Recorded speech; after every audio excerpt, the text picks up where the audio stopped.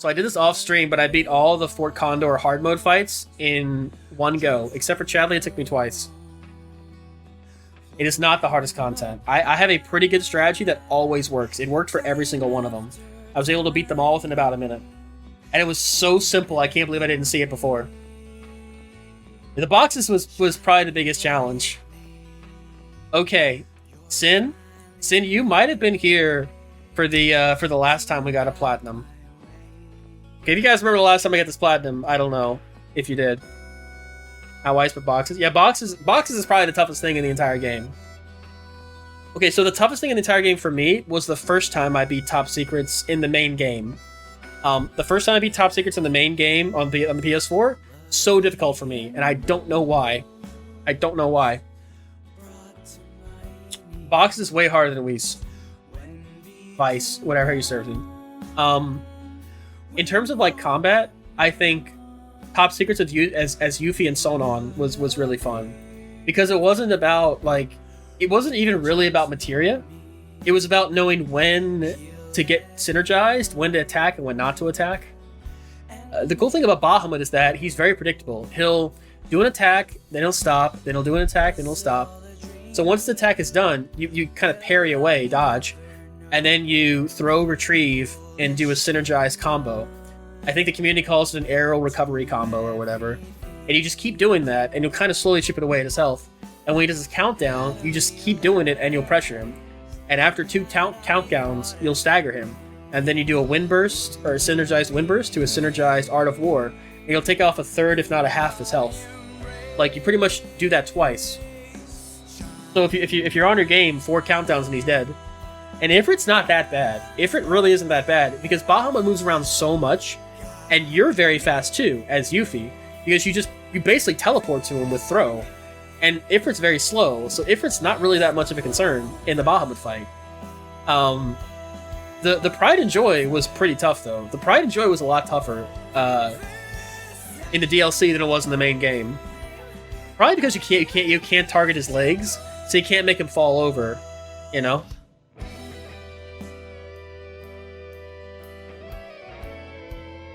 Ramu, I was overthinking it. With Ramu, it's Elemental Wind, and just once he gives you an opening, aerial recovery combo, and synergize. And you'll pressure him pretty fast with that synergistic combo. You'll pressure him, even though it doesn't say pressure. The pressure or the stagger gauge goes up pretty fast when you're doing the synergize combo. It's just that he's always doing a bunch of other shit that you have to avoid. Okay, so I guess the hardest for me was the first time I did Top Secrets, boxes, and the first time I did Fort Condor, but only because I wasn't thinking and I didn't really understand what I was doing. I had an idea for a strategy when I went through on hard mode. Basically, my strategy was whatever corridor that the opponent goes down, I just go up the other one and just go for it. And don't even work on defense, just go offense. Just go straight blitzkrieg. And it worked. I put a dog down, right? And the dog moves very, very, very fast. So the dog gets up there, and I drop usually a blast ray or something else that's very tough next to it. The dog dies almost instantly, but the blast ray stays up there long enough for my ATB to build up, and I just start dropping things and dropping things and dropping things. And then the AI, because the AI almost always goes to defend, and now like the AI is reacting to me instead of me reacting to the AI. I did use Brumoform Yuffie a lot. I used that on Bahamut. Brumoform is pretty forgiving of what it considers avoiding an attack. I got really good with parrying Bahamut's attacks, so when I used Brumoform, it was just free ATB. I pretty much always had full ATB as Yuffie and Sonon. With Ramu, I would use it for targeted wind bursts, because it just does so much damage to him and it pressures him. But I always wanted to have a full ATB gauge. I always wanted to have a full ATB cage for synergized Windstorm and his synergized Art of War, because it was just so strong. So there were times when I'd be in the top secret fights where I'd be sitting at full ATB and I would just keep it. I would just keep it because as soon as it staggers, I want full ATB. Like, I do. I mean, Rebirth, it's wild. I'm looking forward to it. I'm mostly looking forward to easing into Rebirth, you know? I do like how much variety you have, and I do like how much you can do. I also like how in the DLC they seem to focus more on your individual movement and control instead of just your materia combinations. Is that the entire credits? Are we done? I wanted to talk about this more. Oh shit. No way. Okay, alright, okay. I actually want to talk about this more. How do I feel about this game now? So much better than I did the first time.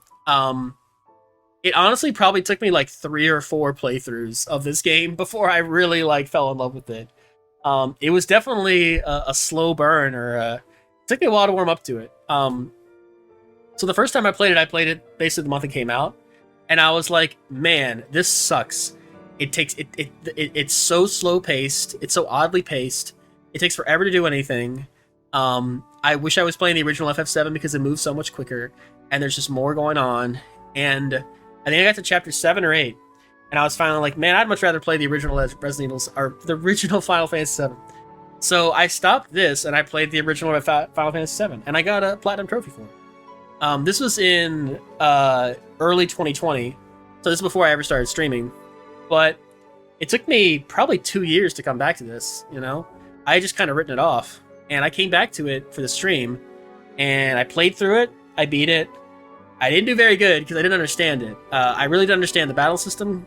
Like, I don't know. I guess I was just not getting it, wasn't trying to get it, just wasn't really trying to adapt and play the game the way it's like meant to, and really engage with the mechanics. So by the time I got to the end game, to hard mode, and to top secrets, I really didn't understand the game. I just kind of brute forced my way through it. So what I did is I did something really dumb. Don't do this. I looked up a top secrets strategy, like, you know, and it said, you know, use these weapons, use this materia, and this is what you do step by step. And that's what I did. I did it step by step. But, like, I didn't understand why I was doing it. I didn't understand really how the combat worked. So I would do it step by step, and if anything went wrong, if the enemy didn't stagger at the right time, if the enemy didn't die, if the enemy didn't do, like, if anything went wrong, I wouldn't know how to react to it. So I was trying to do the strategy exactly. And because I was trying to do the strategy exactly, I wasn't kind of like making my own decisions. I wasn't forming my own, because there's many ways to defeat top secrets. It's not just one way. Because I was so hung up on defeating it a certain way, I was getting frustrated because it demands a lot of precision and accuracy. And I was frustrated mostly because, like, if anything went wrong, I wouldn't know what to do. So that's not a good way to approach this game. Like, you really need to play through and just die on your own. You need to die on your own. You need to fuck around. You need to really engage with the mechanics and figure out what works and what doesn't. Because if you're like me, and I'm trying to not do this anymore, I'm trying to avoid doing this. If you get to a hard part of the game and you die like 3 or 4 times, you're like, all right, what do I do? And you like look it up, and it'll tell you what to do, and you might do it right, but you don't really like understand why. It's like, why does that strategy work so well for this guy? Why does that weapon work so well for these types of enemies? Why is this materia so good to use in this situation? You know, like, when you figure it out yourself, you're more invested in it, and you're more likely to like use it as a strategy in the future. I wasn't doing that. What I would do is I would scan for weaknesses, use the magic they were weak to, and beyond that, I wasn't really engaging much. I also didn't understand. So the little bar underneath an enemy, that's a stagger bar, right? If you hit the enemy in a certain way, you pressure him, you stop him from moving, and you can build that bar quickly. Some abilities will raise the stagger bar quickly. But then when you stagger him, one, they're not moving at all, and they have a little percentage next to their bar, which is the amount of damage they will take. So 160% means they'll take 60% more damage than normal, you know, so on and so forth, right? Some abilities, they raise the stagger bar, right? So I thought that meant when they're staggered, they will raise that number. That is not what it means. So a lot of times when I would pressure an enemy, what I should have been doing is using abilities which raise the stagger bar. But I didn't, because I didn't understand. And, you know, probably a simple run through the tutorial and, like, the terms would have, like, educated me. But Yeah, I didn't do that. I was just brute forcing my way through everything. I was dying a lot because I didn't understand what I was doing. Um, this is not a game you can really brute force your way through for the most part. Um, and I was brute forcing my way through it, and I was just not using very good strategies, and I was just not having a good time. And I was blaming the game, and I was saying it's the game's fault. It's the game's fault that I can't recover MP. It's the game's fault that I can't use items. Blah blah blah. I rated this game. We got it, Franco. I rated this game pretty low in my like platinum playthrough, my platinum tier list or whatever. I said it was painful, and I said it because it's a very bad hard mode. Like, it does hard mode badly because it takes things away from you. It takes items away from you. I want to retract that statement. Relying too much on items can be a bit of a crutch. It's a sign that you don't really understand the game if you're just having to spam Phoenix Downs and elixirs all the time.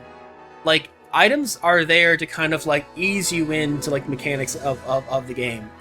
And hard mode is like, no, there's a way to do this.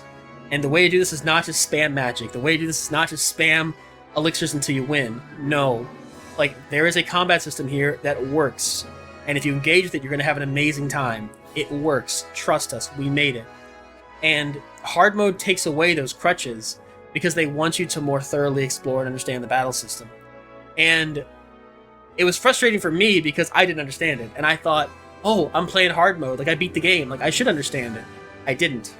And that's why I was getting frustrated. And that's probably why I didn't like the game very much. I realize that now. I realized that I was ignorant of the way you're supposed to play this game and what you can do in this game. This game is actually probably one of the better Final Fantasies I played. It definitely has some of the most interesting combat. There are a few strategies that work very well. Using Barret with Lifesaver and Steel Guard is really, really good. Using regen on everyone is really good. Using Barret with Steel Guard, Lifesaver, and Chakra is really good, because you basically just dump all the damage into one person, and he can recover with Chakra, which doesn't use MP. So you're able to basically take all that damage and recover it for basically no MP at all. Yeah, perhaps I was too harsh on this game. I was too wrapped up in the idea that it's a Final Fantasy VII game. And it is, but it isn't. Like, what I should have been focusing on is how fucking awesome it is that we would get something like this. Like, imagine all those old PS1 RPGs you used to play, like Xenogears or like Xenosaga or the Lunar games or Tales of Destiny or like all those like old school games that may or may not have aged well. Like, imagine you had like a big 3D treatment of those games like this, I love the original FF7. I love the Midgard section. The Midgard opening of Final Fantasy VII is probably my favorite opening of any video game. I adore it. And playing through this is like playing through that. There's definitely more here, and there's a lot of filler. I think it fleshes out the world a bit better.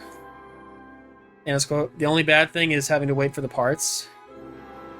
No, not really. I mean, there's other games to play, Like, sometimes waiting makes it all the more interesting, Damn, we're at an hour and 20 minutes. How long did that fight take? Did that fight take an hour long? Like, we watched all the cutscenes and I talked about it. It's just gonna be magical. My heart is gold, but my trophy. 3 years, Sumo. 3 years. Let me shout you out. Sumo, you've been... Jesus Christ, 3 years. Oh my god.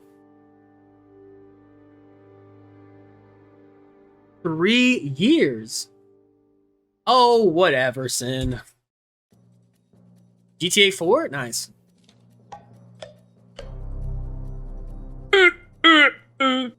Jesus Christ. Fucking Nelson. So what about the Platinum Trophy? This is a great fucking Platinum Trophy. I think I'm going to move this from painful to amazing, because now I understand the combat, and I understand how everything works. And I'm not overly reliant on guides.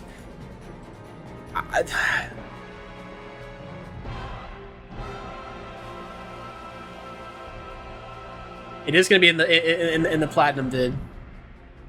I gotta make sure I don't delete the sound channel that it goes in. Yeah, so I am recording this, but I started recording after I beat the final boss. We beat the final boss rush in one go, but we also had 3 Gotodama rungs. So Gotodama rung is overpowered as sin, because true as sin. Because you start out every combat encounter with a full limit break, and the limit fills over time naturally, in addition to you taking damage. So literally by the time... Okay, so Aerith has an ability that makes you immune to physical damage. And by the time that ability runs out, you have a limit break back again, because of Gotodama rung. So I was basically chaining together physical immunities, and Sephiroth, like, just couldn't hurt me. I'm excited to play Rebirth 2, young man. I don't know when I'm gonna clip this and when I'm gonna like put it on YouTube. Maybe I'll just be really lazy and I'll just like take this recording and be like, ah, fuck it, throw it up there. Who gives a shit? Who cares? Oh man.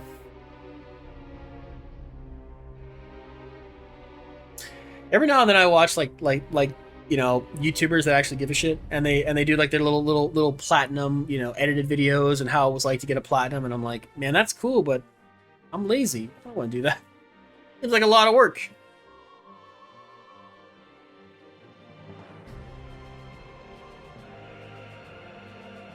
I mean, who do I look like? A guy who's not lazy?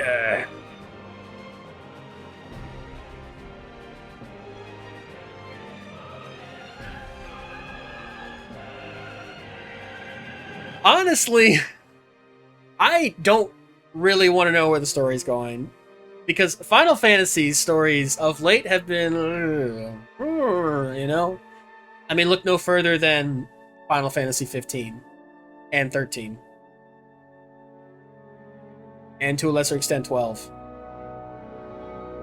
And some of 14. 14's alright. I didn't play long enough. I didn't play 16 long enough to talk shit about it, so, yeah. I guess what I'm trying to say is, like, okay, so I like this idea that the powers that be are, like, they want everything to play out the way it did in the OG timeline, universe, whatever. And I like this idea that Aerith is not satisfied with that. Aerith is not satisfied with the bittersweet ending that Final Fantasy VII has. Final Fantasy VII does have a bittersweet ending. And so she's like, we need to defy fate itself. That way we can have a pure victory and not a pirate victory. I like that. I hope it's never mentioned again, this whole thing about fate. Probably will be, though. Need Chapter 18 on hard difficulty? Hardened veteran? Let's go! Master of Fate. Master of Fate! And no screenshot, because I think this is a blocked recording section.